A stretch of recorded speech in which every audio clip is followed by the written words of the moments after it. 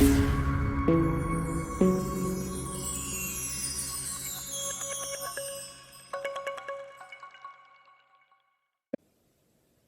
are sleeping bags a necessity when camping? Well, depends is the answer. I'll tell you how our situation has come to sleeping bags. Starting out camping, we would just take a comforter, old comforter, and a slip sheet and put on the bed, and that's what we would use. Now, we were camping in the early portions to mid portions of summer, so the nights really weren't getting as cold as if you're fall camping. Well, as it progressed on, the nights did start getting colder, and we started doing research and felt that making a move on sleeping bags was the best method of keeping warm at night without having to figure out how to heat the tent, whether by wood stove or a propane heater or something like that.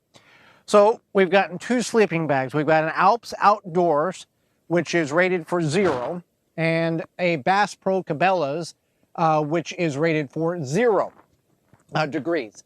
Now the rating, which we didn't know existed, the rating falls under 3 categories. It can be comfort, transition, or survival.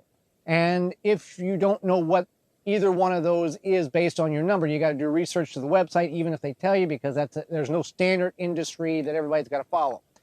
So what we kind of concluded was, whatever the number is on our sleeping bag, safely add 20 degrees Fahrenheit to it, and that would be a comfortable number. So these are both 0 rated, so we added 20 degrees to it and figured as long as we're not sleeping in temperatures below 20, we should be fine. Last night it got down to 39 degrees Fahrenheit and very comfortable inside the sleeping bag. Also, it helps when you have dry socks on, you're not sweating prior going in the sleeping bag, and then you start chilling in the sleeping bag. So that's some tips there.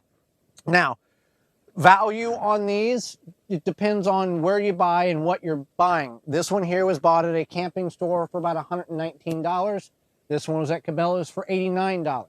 Sleeping bag, these are both, they've got synthetic fibers in it. They don't have down insulation, which would be duck or goose feathers. And they're not, they're more natural. They're not synthetic or mummy style. These are just, I call them envelope style. I don't know if that's the right industry term or not. Very warm inside of them. And you can spend upwards of hundreds upon hundreds of dollars on a sleeping bag. So keep in mind what the purpose of your sleeping bag is going to be. These roll up very nice in a 16 by 16 inch square, essentially. So there is a little girth to them.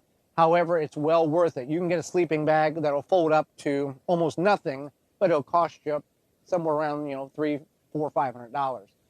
So very happy with these.